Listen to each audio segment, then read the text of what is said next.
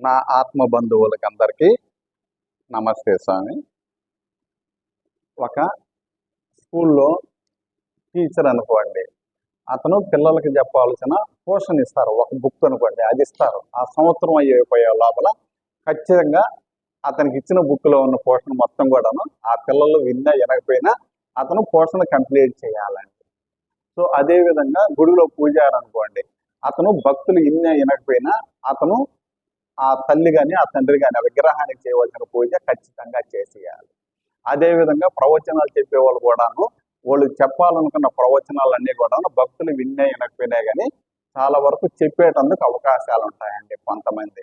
అదే ఆధ్యాత్మిక గురువు అనుకోండి, అలా కాదండి. ఆ భక్తులకి ఏం అవసరమో అది మాత్రమే చెప్పేటందుకు ఇచ్చేటందుకు అవకాశాలు ఉంటాయి. సో భక్తులు వినలేదనుకోండి, ఆ నిజమైన ఆధ్యాత్మిక గురువు అయితే వాళ్ళకి చెప్పవలసినవి చెప్పరండి. అంటే అనవసరంగా వాళ్ళ ఎనర్జీని వేస్ట్ చేయరు. అక్కడ ఎక్కడ అవసరం అవుతుందో ఎనర్జీ అక్కడ మాత్రమే ఉపయోగించి వాళ్ళని డెవలప్ చేసుకునేటందుకు అవకాశాలు ఉంటాయి.